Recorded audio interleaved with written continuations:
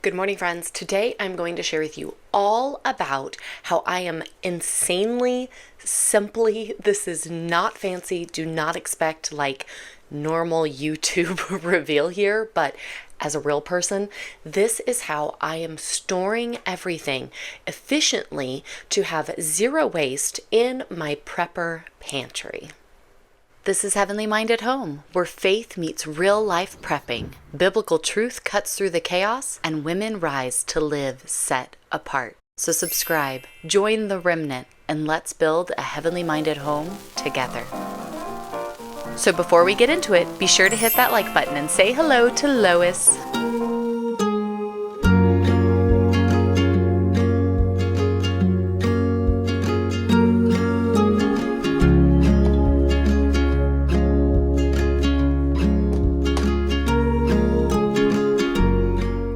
So while we've been talking so much about how important it is to be more prepared, to live more sustainably, to have things on hand and realize that we could be getting ready to go into the Greatest Depression. We know that scarcity is most likely going to happen. Even the major retailers are warning of these things.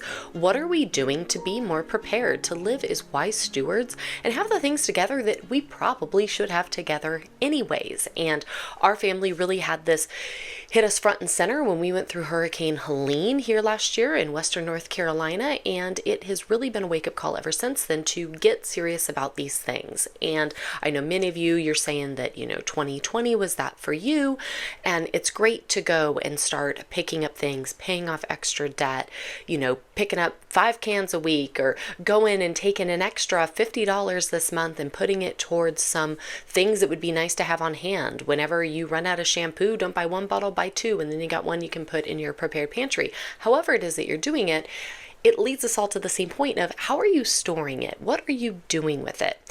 For me, I really wanted to think about this because I needed something that would be practical, that even my family, we live on a family homestead here of 14 people, any of them could go to these shelves, to this area, and be able to find something, be able to know where to put something away, right? Be able to do something with the stuff that we have. And so I figured we would just sit down and kind of talk through this. I'm going to show you clips, obviously, of how we're doing this and how it's actually working. There is just like next to no lighting in my basement, and my basement is where our prepared pantry is. And so I'm going to sit here in the office at least and explain this stuff to you so that you can see a little bit better versus being down in the basement. So let's go ahead and get into exactly why I settled on what we're doing, what I'm using, and how I think it really could help you make sure that you are not wasting the stuff that you are stocking up on as well, because nothing seems worse than buying a bunch of stuff, investing in it, only to realize when you finally go down and get to it, because maybe you forgot it was there or whatever the case may be, that it's expired. So let's get into it. So first, we settled on our prepared pantry living down in our basement. It isn't the 100% ideal, but it also was kind of our only option. We live in an older home. It was built in the 1970s, and we really upstairs have very minimal storage. I mean, my kitchen only has a few cabinets in it. The storage we do have is kind of awkward and weird. We have a little bit of space in the laundry room that we had tried using out for this, but it just simply was not enough. And so we kind of were in the stuck position of what to do. And so the basement became that, we're going to have to just make the basement the space. And while we have grand plans of what to do with the basement, it's going to be a while because it got utterly destroyed in the hurricane last year when it flooded, and it's a long road ahead of stuff that still has to be done for that. And so what we went ahead and did is I have a space in our laundry room with some shelves of kind of the reinforcements that we might be pulling up. So extra toilet paper, maybe an extra thing of soap, some toothpaste, right? Things that we would grab quickly. And so I think that's a wise thing, that if you are preparing and getting some extras, there's nothing wrong with having like your linen closet or, cabinet in the bathroom with the next 1 or 2 items you would be using. That definitely makes it helpful to have some of those close by versus having to run down and go to our prepared pantry for absolutely everything. But we knew that we had some space down in the basement, and with everything that went on last year, we brought in some extra shelving. So many of you were so amazing and donated through the different needs that we had here in the community after the hurricane. And so we had shelving that we were using of just separating things, getting things up, being able to know what we had and what we needed and what we could share. And so we had these wire shelves. I have some plastic shelves. You can get these, they're rather inexpensive. And I will link all of these resources down below if you want to check them out.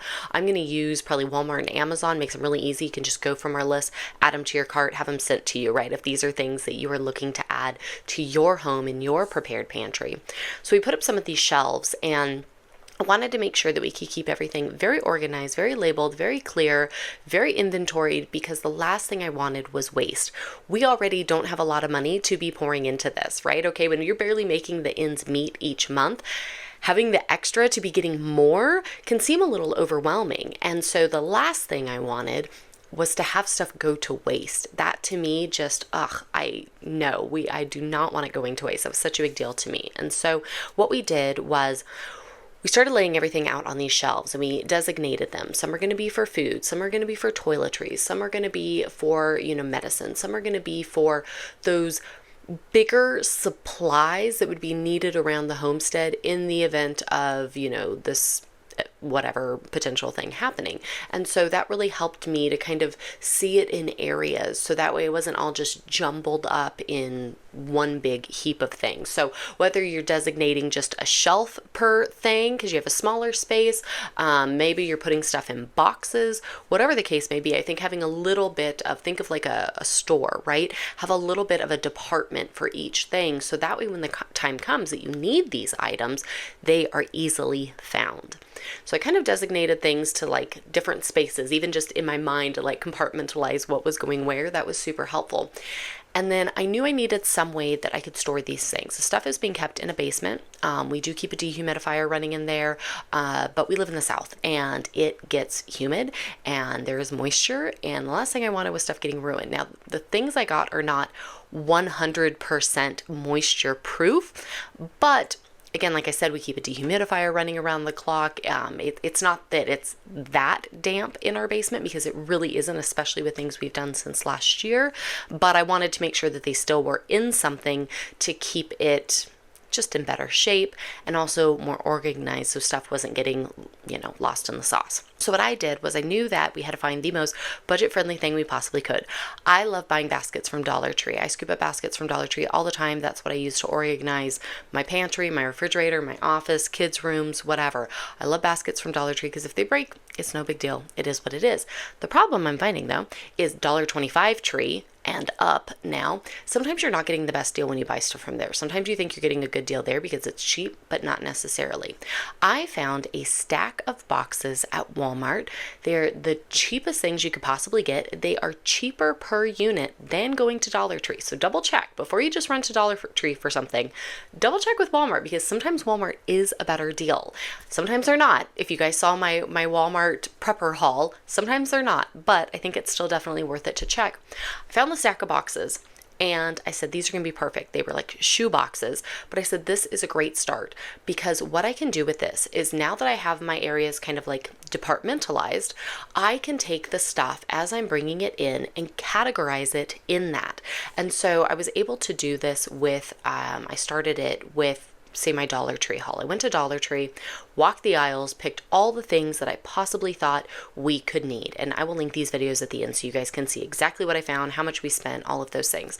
But once I got home and I brought them in, I sat these boxes out.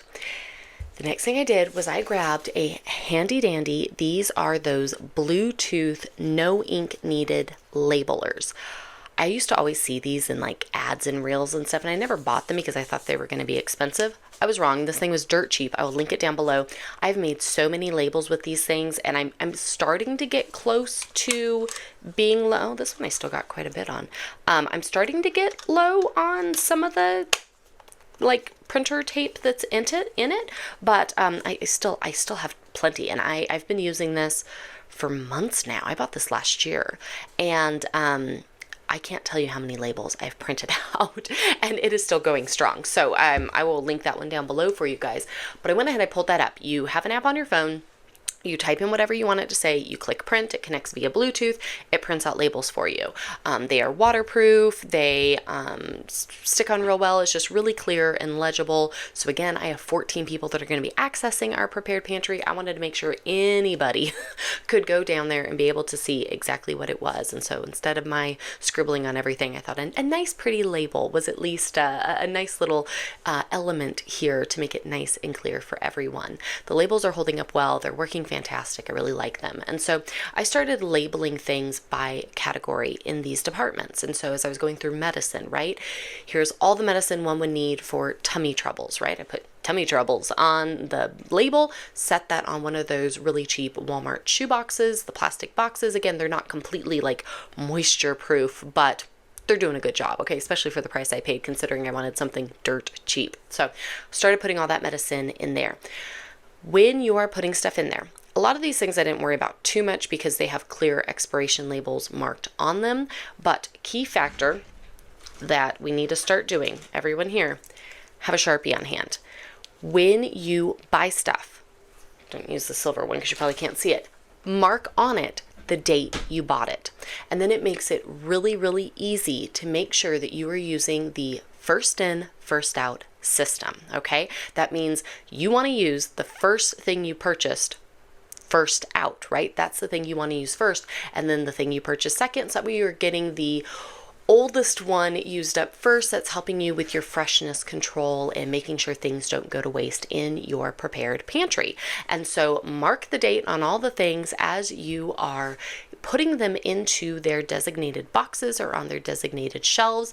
I made sure that as I put stuff in the boxes, the first round of things we got are the things kind of pulled up into the front of the box as well. So that way as we open it up, we kind of grab from the front, leave the stuff back there, and kind of keep rotating it through just like they would in a grocery store or in Walmart or Target or whatever, okay? Kind of think of it from that mind space.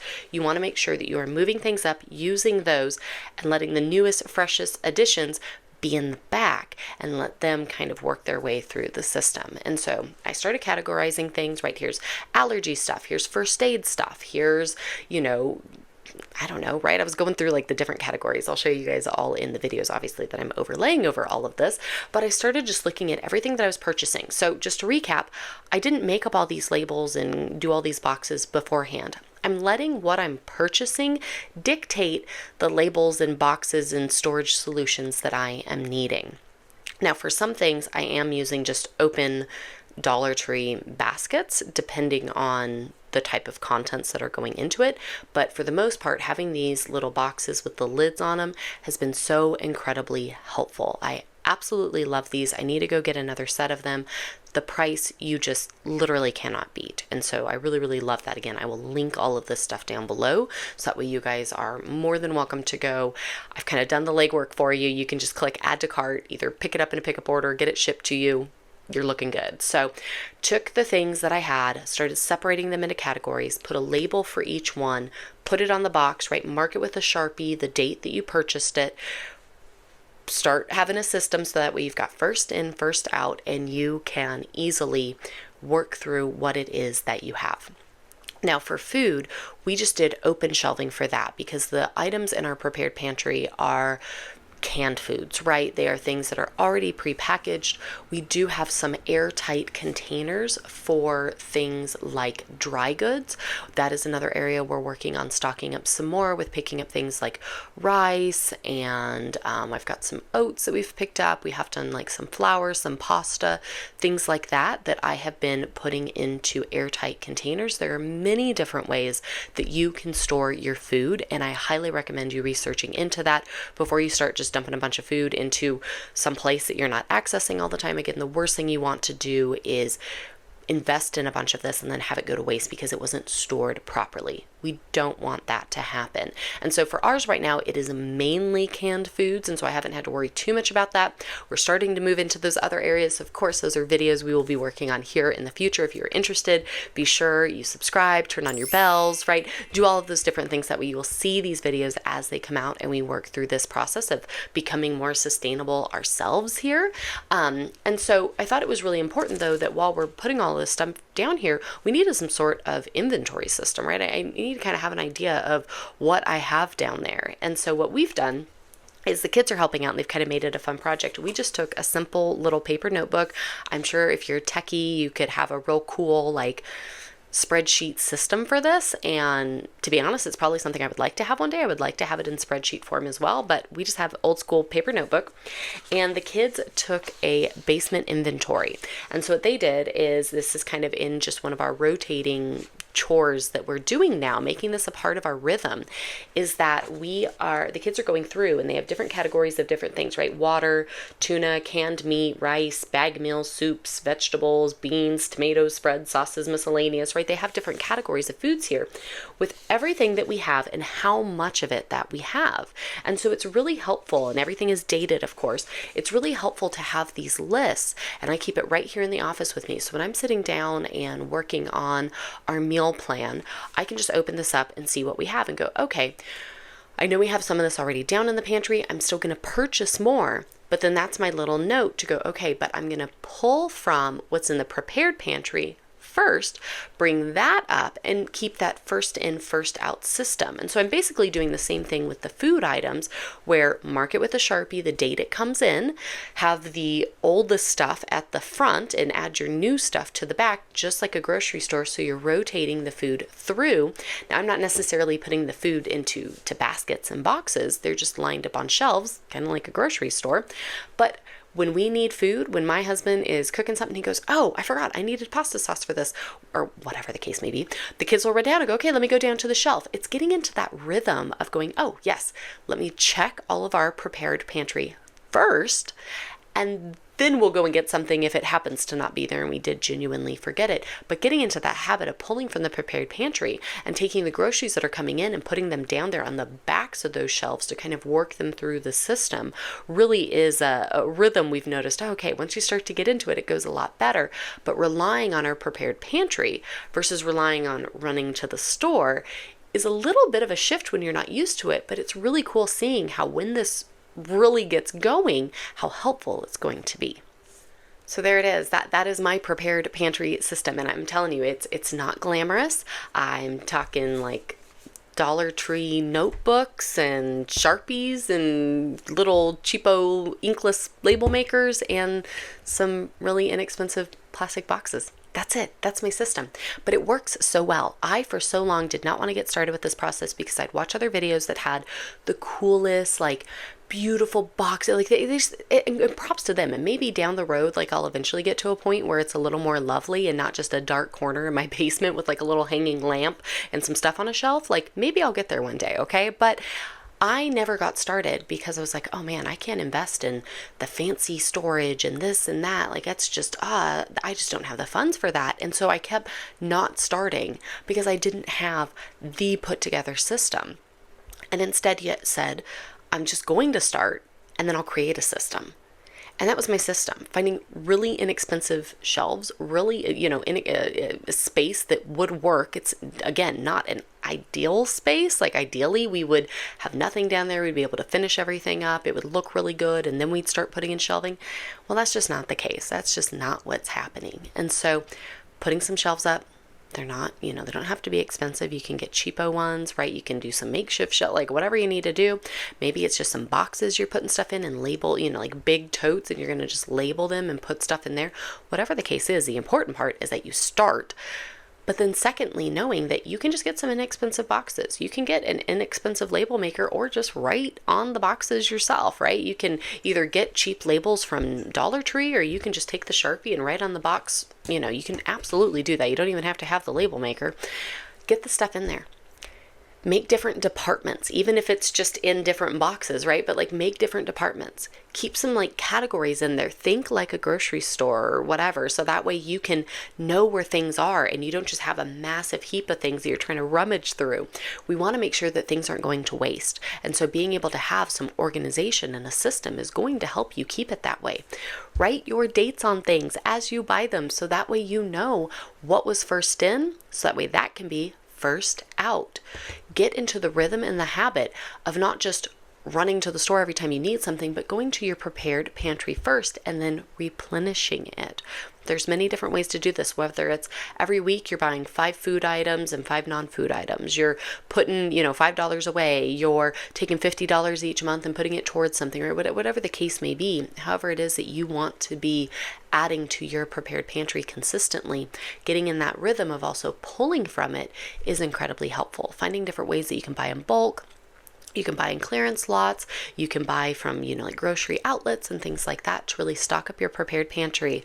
Getting those oldest things up to the front of the shelf, working in, adding your newer stuff in the back, and then really being in the rhythm and habit of going down there, eating the things that are down there, using the things that are down there, and keeping a simple inventory of what you have, even if it's just paper and a notebook, to be able to know what it is that you have, the date it is that you have it, and update it, even if it's once a month, once a season, right? Whatever the case may be, depending on how much you're using that stuff down there, keep it updated, keep a running log. The more familiar you are with what is in your prepared pantry, the better you'll be at going to it, using it, and keeping it fresh.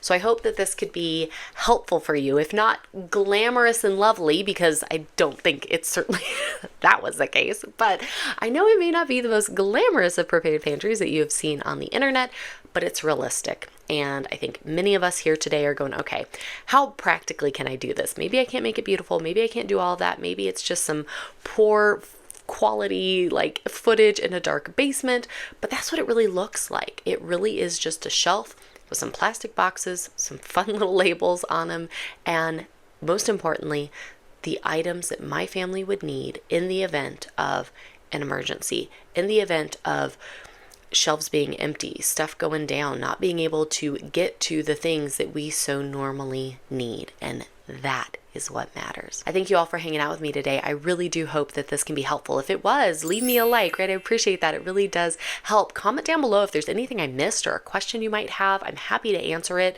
If there's another video you would like to see on something, I'm more than happy to share and show. So anytime you're watching any of these videos, leave me comments. Let me know things that you would like to see.